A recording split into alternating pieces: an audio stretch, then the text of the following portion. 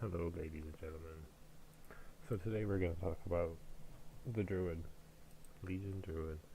I've played Druid for, I guess, my whole WoW career, which has been about 8, maybe 9, maybe 10 years. I don't know. I've played every iteration of the Resto Druid except Cataclysm. I'm currently enjoying the Legion iteration of it. Mop was very strong. I love Mop Druid. But anyways, here we go. In this, I guess part 1, the Druid videos, I'll go over my choices for talents. So I'm currently, I believe, in my 5-man set. Yes, 5-man. So for dungeons, Druid is not really a strong instant healer per se. So we generally healing over time. So I guess depending on the affixes for the week, we're not going to have the best time, but this is what I've been playing around with. You can see that my stat weights currently favor mastery very heavily, as opposed to raid healing, which I'll go over shortly. But I've also been trying a slightly heavier crit set. You can see dropping a bit of mastery to gain quite a bit more crit. Crit's very strong. That's especially progression type content where the fights are not really drawn out, but you need a lot of window type burst. So let's see. For my first tier, I guess, of talents, I'm currently using abundance. With that, germination is quite strong. You can get your healing touch down to, I guess, 0 seconds. So it's a nice burst type healing thing. Cenarian Word is strong, coupled with Flourish especially. Prosperity is nice to heal, kind of oh shit type of situations. Get an extra charge plus the duration, or the cooldown is reduced. Displacer Beast is a must. Guardian Affinity, or Balance, I guess, if your group is okay and you can help DPS.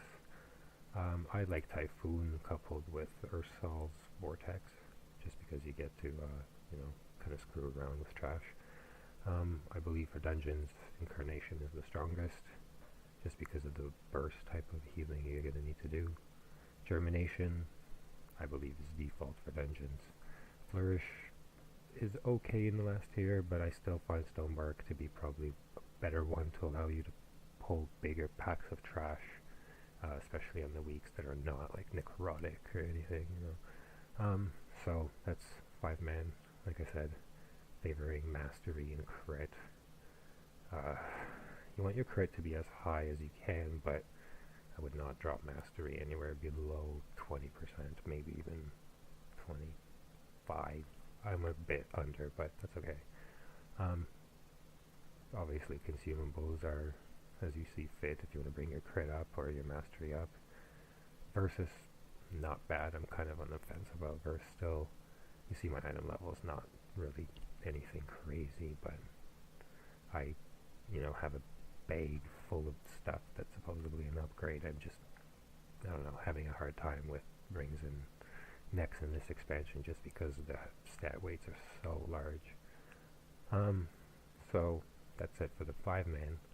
For healing in raids, as you see, 5-man. Healing in raids, the stat weights change. I would go much heavier on crit and haste. If anything, haste should be at about, I would say, 26%. I will explain in a second. Your crit, as high as you can. I see lots of people sitting at about 30% crit, which is nice. It's for progression type healing, I guess, in raids, coupled with your tranquility is going to be one of the biggest chunks of effective healing you have. So for talent choices, I would not choose abundance, obviously. Prosperity or Cenarian Ward, depending on more so your role. I'm more of the raid healing type healer in my run, so I choose Prosperity. It's quite nice coupled with Soul of Forest. You get 2 charges to make your wild growth 70%, 75% stronger, which is our, bread and butter of this expansion. Everything is procced by wild growth, you need to cast it on cooldown pretty much. Um, so yeah, I currently am using Inner Peace, which reduces Tranquility cooldown by 60 seconds. It's nice. It, like I said, coupled with high crit, will generate you a large percentage of your healing. Spring Blossoms is nice as it allows you to have an extra hot on people, but it requires people to stand in it, which I find my raid does very poorly at. Flourish is by far the default choice, extends your hots by 6 seconds, very strong with Cenarian Ward. Currently I believe Icy Veins suggests they use Cultivation in any situation, but I run in a raid that's often over 20 people in size, and Cultivation is just, it just doesn't perform. You need them to be below 60% health, which only really happens in really, near the end of fights, where I often, nearly out of mana. I cannot blanket rejuvenation people. The passive from the 4 set, which is, nice, but it doesn't quite provide enough. So I choose Soul of the Forest over Cultivation in most situations. If you're running Mythic, I can see why Cultivation would be the choice. Probably many times people are sitting below 60%, and you want as much free type healing. With your Mastery lower 10% for me, I see many people sitting between 10-15. Cultivation is not really that strong. That's if you are gonna wait against Wild Growth 75% increase, when Wild Growth is pretty much everything, especially if you have the Legendary Ring. I just don't agree. But so for your stat weights, recently I came across this valuation and breakpoints for the 4-piece. As you can see with Persistence, which is one of our talent choices in our weapon here. Persistence.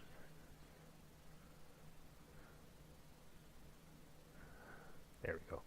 So it increases the duration of everything by 1 second per rank. If you actually have more than the base 3, soon to be 4, you get extra ticks in your rejuvenation, which obviously turns out to increased HPS passively. So once we hit 4, which is going to be in 7.2, you're going to want to be at, I guess, about 26.3% haste to get that 1 extra tick. Currently, 33% is only possible through procs and or lust, so not really an effective target unless you get into the higher ranks, and I haven't seen a nice drop for Persistence from raid, so you're gonna have to get lucky with world drops. The rest of this is kind of situational, but I do want to aim to be at about 26.32% haste, maybe a bit higher, just to squeeze out that extra tick in the coming expansion. One thing I didn't cover is obviously for raid healing, I use the 4-piece. It's nice. Rejuvenation will just kind of refresh itself in a new target. The percentage is low, but passive healing for free mana, it's quite nice. In my 5-man set, I do only use the 2-piece to get the extra 4,000 mastery. I don't obviously find the 4-piece to be that strong in 5-man content. But trinkets are sort of tough. For progression, like the Dark Moon deck promises, just to reduce mana cost, I'm often out of mana. I don't know. I find most of the other mana trinkets, like this, require you to do something extra or something out of normal for the Druid rotation to regain the mana. So I find this to be the most effective kind of passive bonus to mana regeneration right now. Item level low, obviously, but it is what it is. I have the map, an 880 map, so it's quite nice. As you can see in my bags, I have quite a lot of other decent item level trinkets, but for 5-man content I just use the passive stats of often. My versatility stats deck I use for normal, just because I don't really need the mana. I have the Allurio's Mirror. I find again, it's okay. I'm not sure yet if the rejuvenation ticks are able to make the explosion detonate, which would be nice. If it is in fact possible, that would be a strong choice, I think, especially with the amount of haste it has for raid healing. So yeah, I use this, I believe, for my 5-man, coupled with another probably heavy mastery trinket. So yeah, that's about it. I think that about covers everything I need.